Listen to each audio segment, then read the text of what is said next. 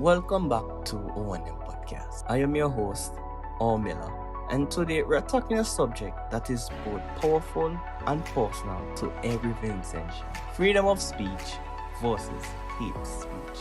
Here in St. Vincent and the Grenadines, we are known for having strong voices.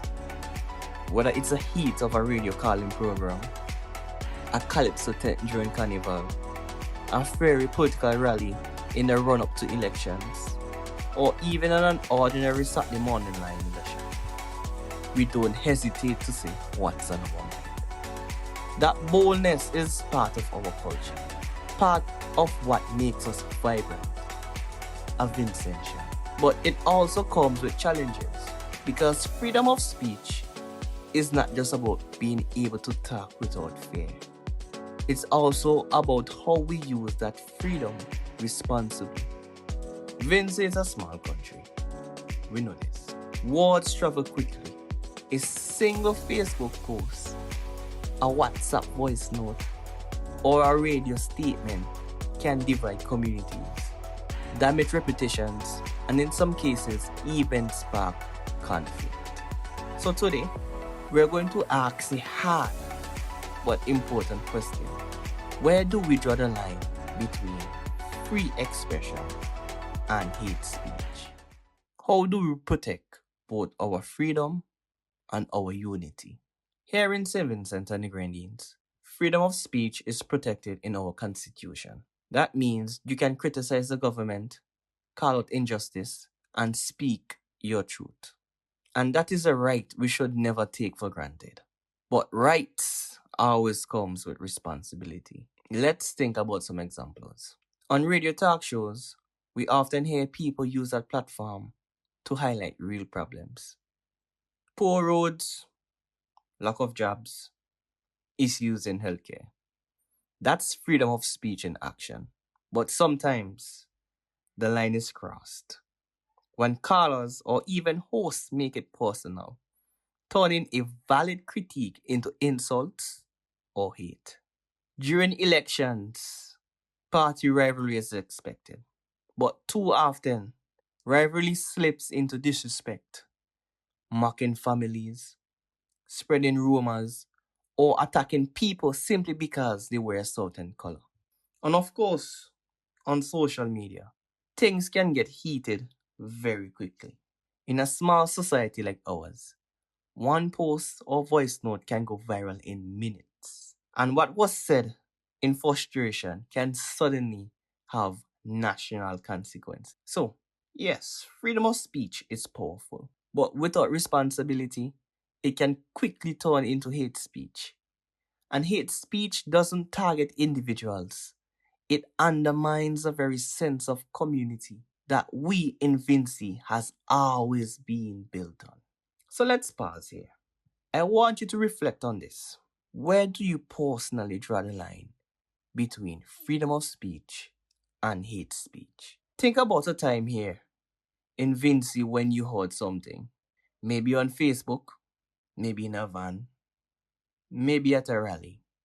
Did you think that's their right? They should be free to say it?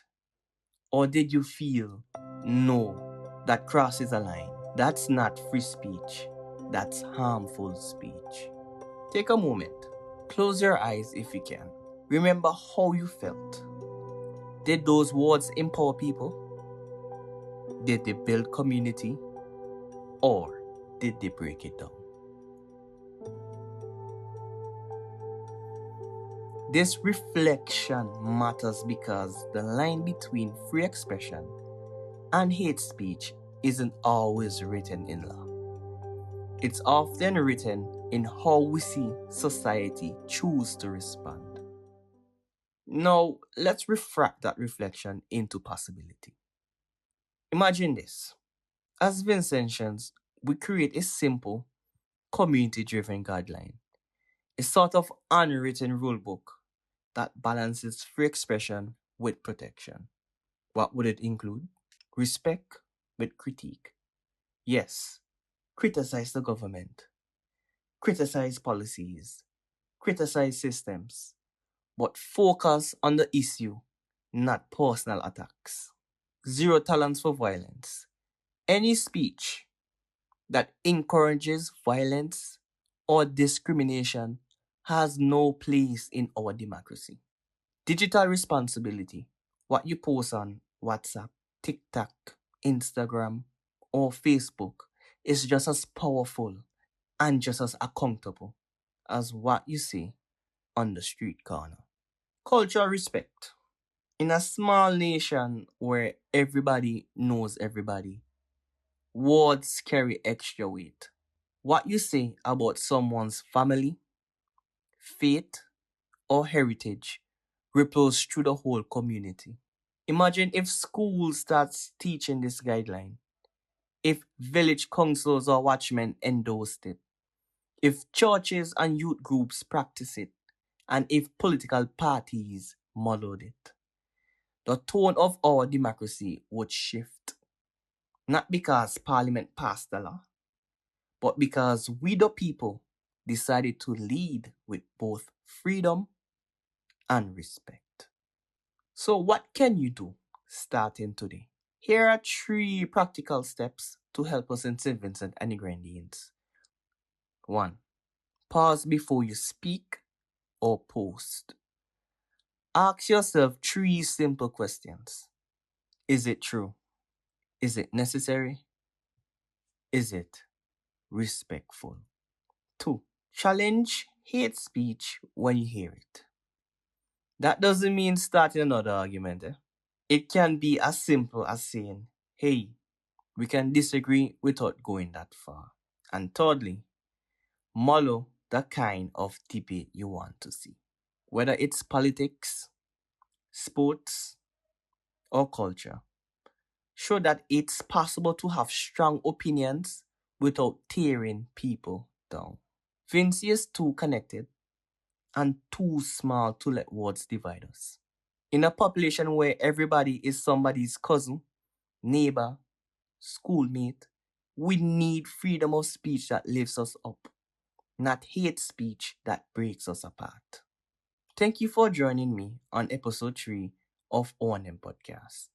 Today, you reflected on where you draw the line between freedom of speech and hate speech, and you refracted that into a vision of community guidelines rooted in respect. Remember this: freedom is a right, but responsibility is a price that keeps it alive. I'll catch you next time on episode 4, where we'll explore the influence of social media on democracy. Until then, keep reflecting, keep refracting, and most importantly, keep speaking with wisdom.